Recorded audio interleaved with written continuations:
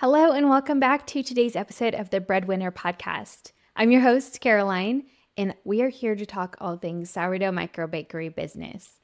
I absolutely love getting nerdy about business, being strategic, building businesses that make money, that preserve your energy, and do not lead to burnout, and building businesses that we love, that serve our families, that serve our communities. And while at the end of the day, we may be absolutely exhausted and our feet may be aching, we are excited next week to get back to work. So that is what we're all about, burnout proofing our businesses. I shared last week in the previous episode about burnout very candidly. I'm in a season that is incredibly full. I am not only baking from home, I am also opening a brick and mortar storefront, and I'm not ready to bake out of the storefront yet. So I am still baking from home.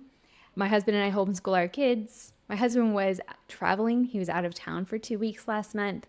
And so just between all those things, it was a really big month. I was reflecting a little bit on the episode that I just shared about burnout. And I want to be clear, I am not burnt out. I still love what I'm doing. And that is in big part because I am so proactive about boundaries, about saying no to things, and about protecting my energy, prioritizing sleep where I can. And that is just what we're all about. So I hope that I can share that. I think there were a couple of listeners who were a little bit worried.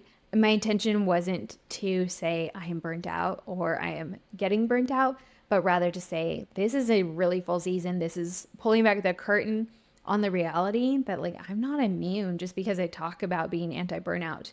But here's what I'm doing too. So with this podcast and with these month in review episodes, because today's episode is a September in review, it's a chance to share the wins, the lessons, those honest realities so that you can learn alongside me, avoid some of my mistakes, and feel encouraged that you are not alone in this journey. A lot of times you may hear something that I've struggled with and be like, oh, I'm not the only one. And that can feel really encouraging.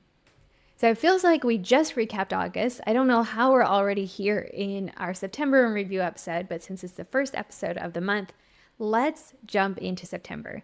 Now, as always, I like to share just some of the numbers to give you kind of an idea of how my effort is reflected in my revenue. I'm not going to dig into a really in-depth breakdown of how these numbers exactly play out, but I will share the big picture. So in September, I did 2 markets. As usual, I always sell at my local market every second and fourth Saturday. And then the very first Saturday of the month, I did a pop-up. I had people pick up their pre-orders, not from my porch, but from the new bakery. So that was really fun. And I had a handful of extra items for people to just pick up too. And then I taught 1 workshop. That was really fun and introduced a new stream of revenue that hasn't been in my numbers for over a year. So let's break down my total gross revenue in September. The top line number for the whole month was $5,738. I told you in my August in review episode that for September I was targeting about $1,800 per market and about $1,200 for pop-up. And I was hoping to do 2 pop-ups. I ended only doing 1, but let's look at those individual events. So market number 1 brought in $1,789. I was so close to that $1,800 goal, and I sold out all my products. So that was just a matter of I should have brought 1 more loaf of bread. Market number 2 brought in $1,592. Again, I sold out all of my product. I just reached my capacity. I didn't have the bandwidth, the energy to bring pizza crusts, or I could have brought a little bit of a higher quantity. But that was a question of, do I wear myself out to make the English muffins or to do the pizza or this hands-on product, or do I make sure that I get enough rest? And the rest won out. That pop-up the first Saturday of the month was $1,201. So right at that revenue goal. And then the workshop sales, like I mentioned, they brought in an additional stream of revenue. So that totaled $1,330. Now that does include the sales of some workshops that will happen in October. People purchase those tickets in September. So that was the total workshop sales. And then my workshop participants purchased a few retail items off of my shelves here at the bakery, and that came out to $98. So that brings us to that full grand total of $57.38. And that's the top line. So out of that comes all of my ingredients, my packaging, my overhead, and now I've got a lot more expenses to take into account. So I'm going to be shooting for much higher numbers moving forward. And that is where the kind of separation or the disparity is going to come in from my numbers as a commercial bakery now versus home bakery. So I will continue to connect that and make it relevant for a home baker too, in terms of how similar numbers could look playing out at home, or how just formula can translate, because my revenue numbers are going to inevitably have to get a lot bigger and they won't be realistic for a home baker. But overall takeaway, looking at September's numbers, is diversifying revenue streams is something to pay attention to. So I brought in $1,330 from this workshop, and that was the amount that I was hoping for my other pop-ups. So even though I didn't do that second pop-up event, I still overall came super, super close to my overall month revenue goal by bringing in workshops. And workshops are, once you get your flow, they really are fairly easy to offer. And they tend to fill up pretty well. I have people ask me for them all the time and they love them, and then they spread by word of mouth.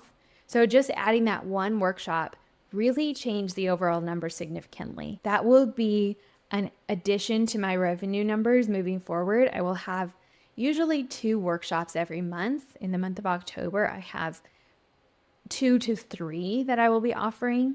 And that is something that's relevant for a home baker. You can absolutely offer sourdough workshops as a home baker. I did that quite a lot for a few months, and then I just took a break. But I taught workshops in other people's homes. I taught in my own home. I rented space at a local business community space. I looked into renting space at our community center. I've heard of people with a neighborhood clubhouse who would be open to hosting. You can look into your local church. There are a lot of locations where you could potentially host a workshop, and that's absolutely something worth exploring. One of my early episodes, and it's only on the podcast platforms, it's not on YouTube, but I interviewed Kayla Hembry. I think it's episode 28, and she talked about her workshop strategy, and it's a really helpful episode if that's something you want to learn about. So just Google Breadwinner Kayla Hembry, or go to my website and type in Kayla, Kala, Hembry, Henbree, on the search bar on carolinebauer.com, and you'll find that episode. So very helpful if workshops are something that you want to start exploring. So those were the revenue numbers, kind of the big picture. I did not do a lot of specialty products. I leaned into my staples, a lot more original loaves. Now that the weather's cooling down a little bit, now here in South Texas, we're still like low 90s every day. But in the summertime, I generally find that my sales on the original loaves drop off and sandwich loaves pick up. And now that people are back in school and we are feeling the fall vibes a little bit, I definitely have seen that uptick again on my original loaves, which I love because those are my favorite. So that was my top seller, followed by the sandwich loaves, and then just a lot of staple products, a lot of cookies, focaccia. The only time I offered English muffins was for that very first pop-up. And then I did apple pie scones for one of my markets, which was a fun seasonal flavor that I brought in. I haven't done scones in a while, and those were one of my favorites. I just used my regular base scones recipe, and I pre-cooked some apples in cinnamon and brown sugar and mixed them into the scones dough, and they were delicious. So that was one highlight. We'll just jump here into kind of highlights in the month of September. The apple pie scones were a big one. For me, it's fun to try a new flavor, and that is one of the ways that I keep the joy. And sometimes when I find myself really not wanting to get creative, try new flavors, that's a good indicator that I need to pay attention to something being off. Maybe I just need more rest. Maybe I really do just need to bake something creatively, or on a day off, have some fun and just bake for the family. I find that to be energizing and to remind myself of what I really love about this work on the baking side, separate from the people side. because both are energizing, but they're both important. So that was a highlight. Secondly, I had a potential assistant come in last week for a working interview. She came in on the Friday right before my second market day, and she helped with the packaging and she rolled cookie dough, and it really was helpful. It reaffirmed something that I have known and I've talked about, but after I had an assistant working with me for a few months, and then she stepped away to lean into her own microbakery in February, which I absolutely am fully in support of. So thrilled.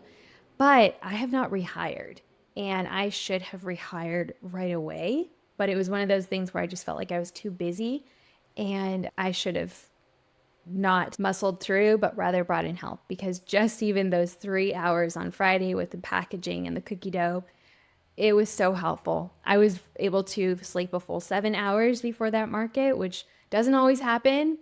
And I'm excited. I am hopeful that she works out and it's a great fit. It felt like a good fit. When I'm hiring, I like to have people come in and actually do the work so that we both get an idea of how we work together. So we got to have a conversation and I get to get an idea of how much I might have to teach and how much maybe they already know. So if you are in the season where you are thinking about bringing in help, I do recommend a paid working interview and for just 2 or 3 hours to get an idea of how they work before you actually hire them. Another highlight, my bakes overall came out really nicely this month. No big mishaps, and that's worth celebrating. Super dark loaves, save for one or two that I saved for the family maybe. I didn't drop any trays of cookies or completely forget salt. Nothing really disastrous. So that's a highlight. Another one, we took a family beach trip. We went for 2 nights and just headed down to the Texas coast, and it filled my cup. We got rained on, we made memories, we had fun, we rested, and it was a good, energizing way to transition into second half of the month, which was very full. And my husband was out of town for 2 weeks. So it just was a lot. Having him out of town continued the theme of learning how to ask for help. So I leaned on my mother-in-law a little bit more and called on her to take the kids overnight a couple of times. I said yes to a friend who offered to help a couple of times. So that was another kind of key highlight in September. Another one, I shared about this on Instagram briefly, but I took a sample welcome home basket to a local realtor. This is an idea that I've had for a really long time, but I put together a really cute little gift basket with a fresh loaf of bread, a jar of olive oil, and some nice salt. And then I printed out a little welcome home blessing, and I grabbed their logo from their website and put it on there and just presented it in a sweet way to give her an idea of what it would look like to purchase those from me for their new homeowners. And so we haven't actually finalized how we're going to work together as a partnership, but we both want to. We'll have a meeting soon to brainstorm how to find a mutually beneficial partnership where she sees a return on her investment and it works with what I can offer too. So I'm excited about the potential there. And then another big highlight on the bakery side is that my retail food permit was approved. This is a big step in being able to legally bake out of this space. Plumbing is just about done. Electric should be finished up next week. Just a few more kind of big things to check off before we're legal to bake out of this space. And then I get to start moving things from my home over here, and that will be really good. One of the really big things, and I know a few of you are wondering, probably more than a few of you, is the oven. And I'll be totally transparent and say that is the one really big puzzle piece that I know which oven I want, and it's just finalizing the funding. So I have told you that I am bootstrapping, I'm self-funding, and my cash reserves are covering all of the permits, all of the build out, all of the deposits, the rent, initial inventory, and then the oven and a couple of other smaller equipment bits and smallwares are going to be funded by my community crowdfunding, which has not gone bonkers viral, which I don't want to become viral, but That is what's holding me back from ordering that oven and getting it in the space. And so I'm excited to share and announce which oven I'm going to be having in this bakery, but I think I'm going to wait until it's either until I've actually ordered or until it's actually here. Just hype it up a little bit. I'm not clickbaity, but that feels like a fun thing to share in a really formal and exciting announcement. So I'm hopeful that the final things that need to happen to get the oven come together in the next week or so. I have a couple of upcoming meetings, and of course, I'll bring you along and share with you as that comes together. I've been sending some scary emails saying yes to some opportunities, and it's been just a stretching experience, really fun. I mentioned in my last episode about burnout that there have been a couple of moments where I find myself avoiding sending an email, and that happens. It's new and it's a little bit scary, and you're inviting a partnership or proposing something that very well might not be accepted, might be rejected. But the worst that can happen is that they say no. So when you think about it that way, it becomes a little bit less scary. But clicking send on those emails that are a whole brand new conversation can be really nerve-wracking. And that's the type of thing that I wait and wait rather than just clicking send. And so if you're in a similar situation and you have the potential to propose a partnership or maybe approach a local realtor or something like that, or maybe explore a new wholesale, the worst that can happen is that they say no. And then you can try again. And it is not a personal indictment on your character. It is just other businesses also have to make decisions that are aligned with their business goals.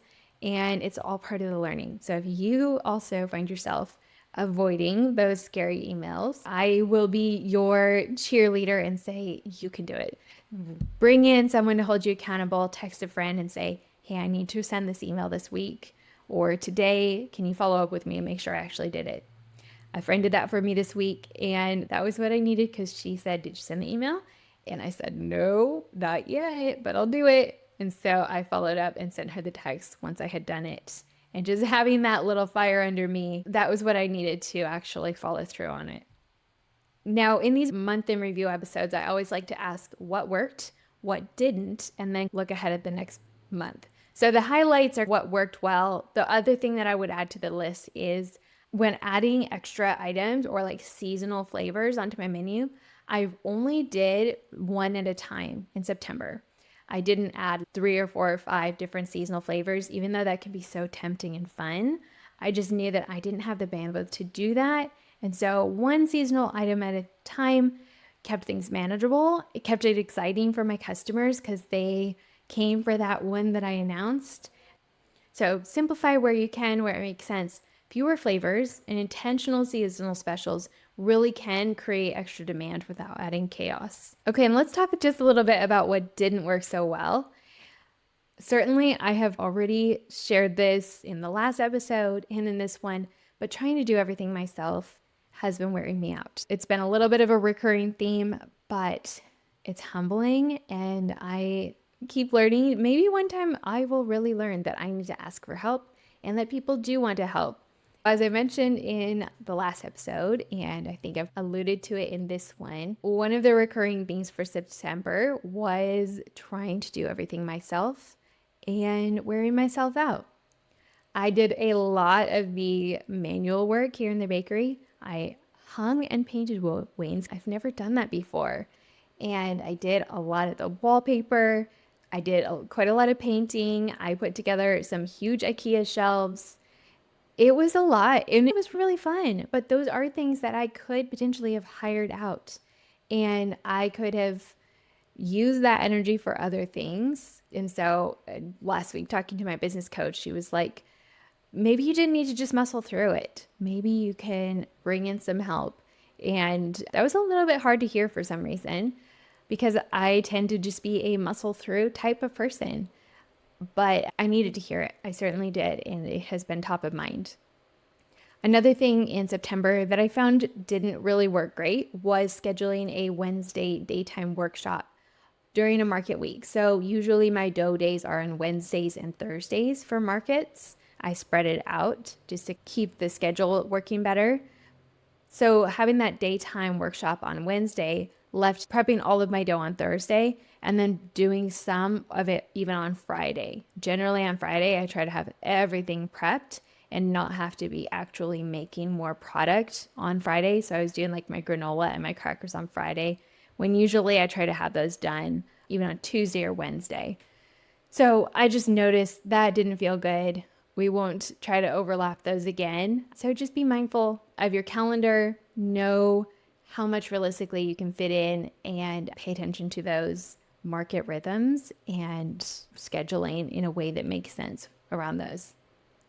And then as we wrap up, let's talk a little bit about looking toward October. The weather's cooling down just a little bit, which is very exciting.